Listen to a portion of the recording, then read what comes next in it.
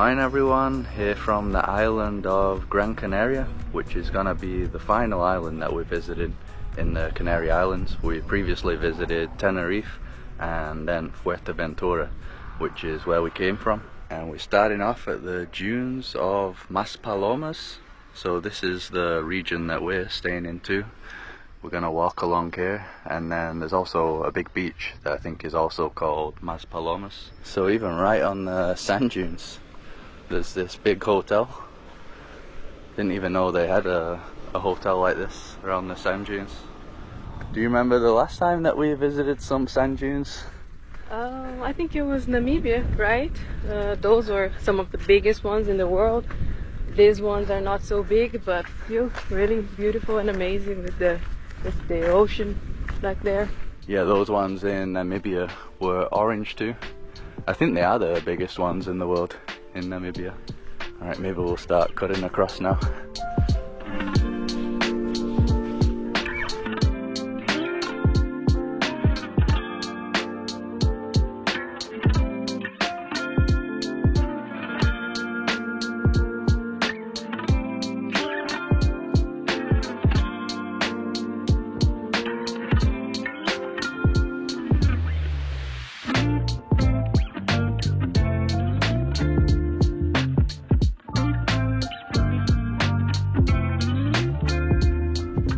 Interesting that this part in the middle is different. It's kind of hard, isn't it? Yeah, maybe it gets full of water. Maybe when it rains, I don't know. Yeah, I think so. You got these like different kind of shrubs and plants here too. So there's also sand dunes in Fuerteventura, the island that we were just on, and we were going to visit. We're supposed to make a second video there, but I got sick. I got some sort of like virus, and I'm still recovering now, but feeling a lot better. So that's the reason why there wasn't two videos in Fuerteventura, because we had mentioned that we were gonna make a second one. We're supposed to climb a volcanic crater as well, so yeah, it's a shame that we weren't able to do that. But hopefully, if all goes to plan, we'll be able to make two videos from here, Gran Canaria.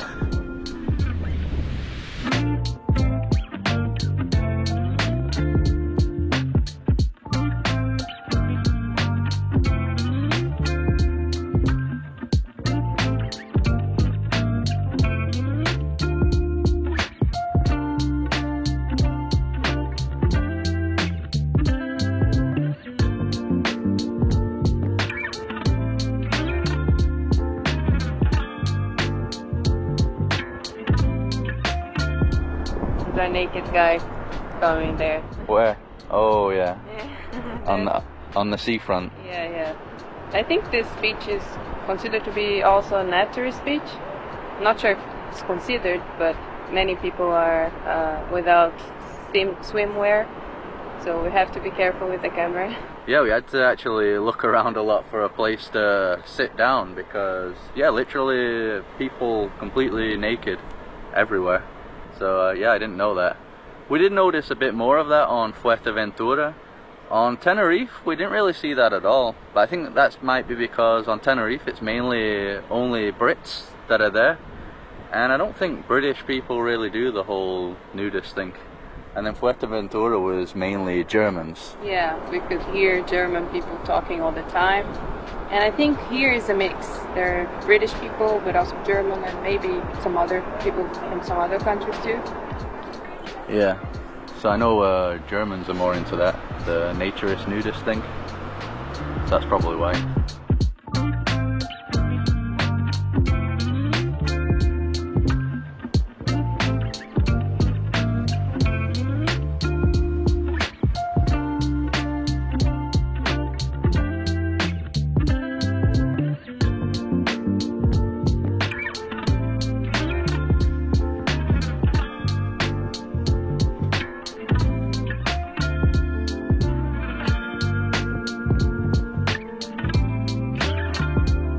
So we're just passing by our apartment to drop some things off before we head out again. So the place that we're staying at is called VIP Apartamentos Nogal, adults only, and it's €51. So just like the other islands, we got a great deal once again.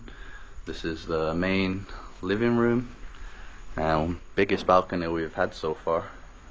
Can have a meal here. Got some nice sunbeds too, and we're overlooking the pool.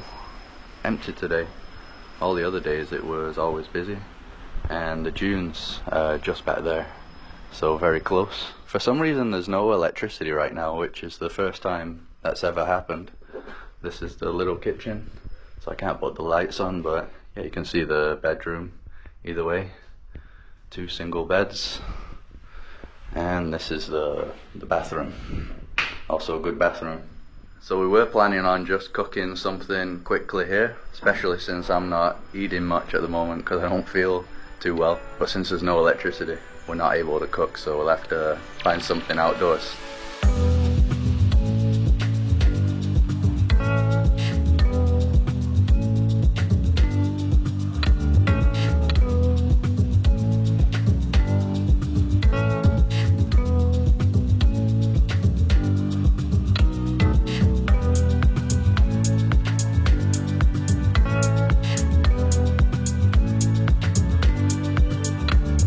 Before we continue exploring Gran Canaria, we're going to talk about the sponsor of this video, Olafly, which is an eSIM provider. An eSIM is a virtual SIM card, meaning that you don't have to buy a physical SIM card in the destinations that you visit.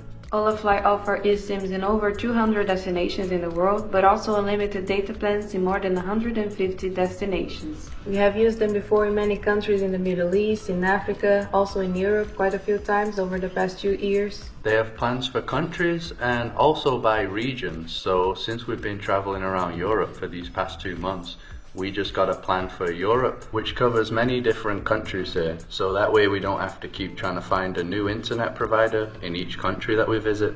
The Olafly eSIM is very easy to set up, so when you buy it on their website, they're gonna instantly send you a QR code via email, and once you scan the QR code, you're gonna have the eSIM set up on your phone. One of the nice benefits for us is that you can set it up even before you arrive in the destination, so that way the moment we get off the flight, we already have internet. In the video description below we have the link to Olafly, which also gives you 5% off using our discount code Jumping Places. So just like on the other islands, as you're driving around, there's always viewpoints to stop at. Mirador El Curiete. Once again, incredible driving. Oh yeah, really beautiful. This park reminds me a bit of Grand Canyon in the US.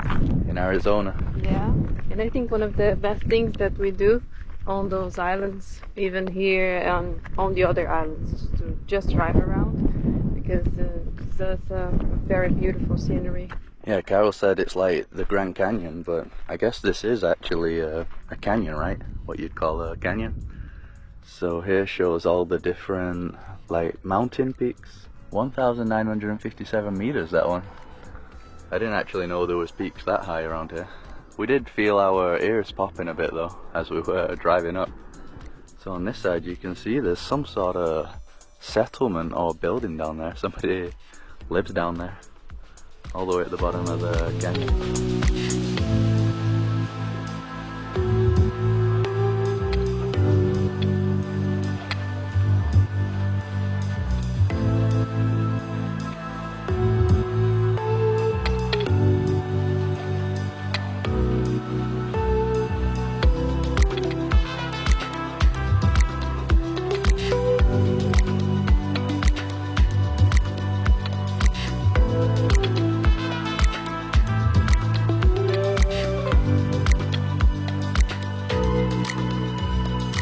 So random viewpoint stop number 2. Come to a place called Caldera Los Marteles, 1,528 meters. So yeah, I guess there's a caldera of a volcano somewhere. Wow, look at all the clouds over there. Yeah, it's crazy. They are below us. So the caldera is actually on this side, and yeah, you can definitely see that it looks like one. The sign back there says that it's over 1 million years old. Pretty cool. I didn't know we would be seeing a caldera today. So now we're at the main viewpoint that we wanted to come to.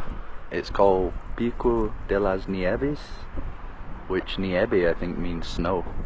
On the sign there it says that they used to store melted snow in some wells around here. That's why it has that name. And back there you can see another island, that's Tenerife, where we began this trip in the Canary Islands. You can see it really well actually. 360 views. Yeah, you can even see the dunes that we were in the beginning of the video. Where we're staying. Yeah, very far away, but you can see it. Yep, all the way over there in the corner. You can also make it out quite clearly. Seems like there's a viewpoint up there too. We'll head up there. Extra windy up here. Was expecting that though.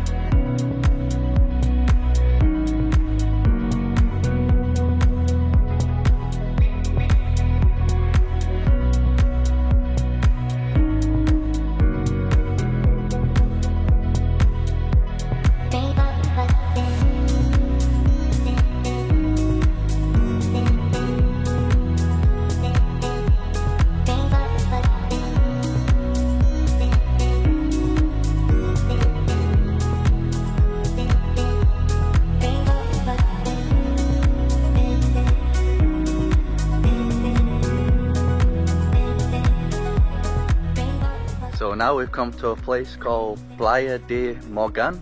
It was about an hour's drive from the viewpoint, and I think it's only like 20 minutes from where we're staying, so pretty close. So I think it's a bit of a mix of a harbour. You can already see the boats here, and there is a beach place and another area with like the resorts and stuff, and got some really cool cliffs in the background. And there's also some kind of canals. I saw some people calling it the Venice of the Canary Islands. Yeah, I'm loving this place already. Just looks super picturesque, everything. And it's actually surprisingly quiet, this place. I thought there will be more people here since it's so beautiful, but it's very quiet. Yeah, a lot of like the attractions that we see online when we arrive at them, there's like nobody really around. It's really bizarre, because the Canary Islands are super touristy. Oh, that's the Venice, isn't it? Yeah, so beautiful. Yeah, it really is beautiful. Got these nice little flowers too, the colours everywhere. Yeah, so as we were saying before, we go to a lot of places and there's just not that many people around. We thought it'd be super busy. Like if you go to other places in Europe right now, anywhere, even where we were like a month ago, which was even supposed to be quieter than now, Croatia was just like jam-packed. Yeah, Rome, Montenegro. Yeah, everywhere else was super busy, but here it's not like that. And I think that's why we're enjoying it too, because it was very busy, especially Croatia and Montenegro.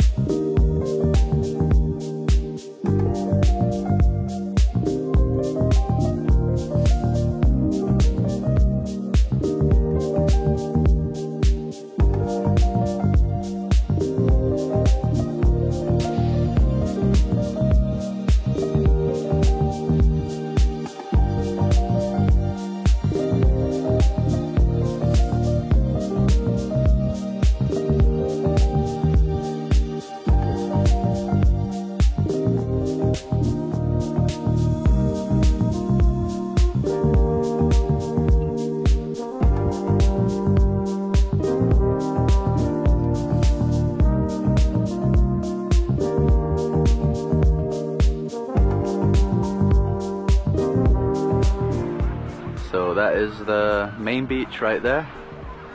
Yeah, it's pretty busy, still a lot of people at the beach. That's one of the things right now, it only gets dark really late, doesn't it? Yeah, like 9 p.m. Well, I think even later than that, maybe 9:30. That gets really pitch black. So people have the entire day, but I think most people wake up late, like we do, and they just enjoy and stay at the beach until late, and then go have dinner and come back and sleep. Yeah, because even now it's after 7 p.m. and you wouldn't guess that, right? It kind of looks like midday or something. Still very busy. Really is beautiful here though. Probably one of my favorite places that we've seen in the Canary Islands. just like the layout of it all and how everything looks. Yeah, I agree. I think I would have preferred to stay here instead of the place that we're staying. Not that we don't like that area, but here I think it's more our vibe. Yeah, I think our place, it's a bit more like touristy looking. Yeah. A bit artificial. Yeah, party place and stuff. So this is nicer, I think. Yeah, but even where we're staying is awesome either way, so yeah, still a great location.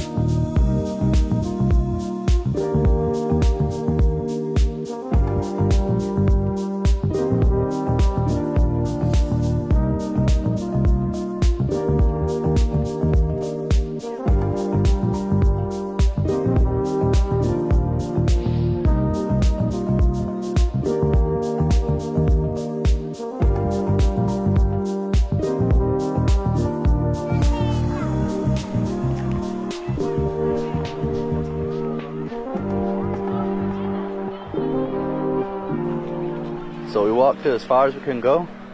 Basically the cliffs block you off. We could see there's like little caves in the cliffs. Don't know if you can enter those on a boat tour. I wouldn't even call this a pebbly beach. This is like full on rocks. Even here you have people swimming though. People swim anywhere.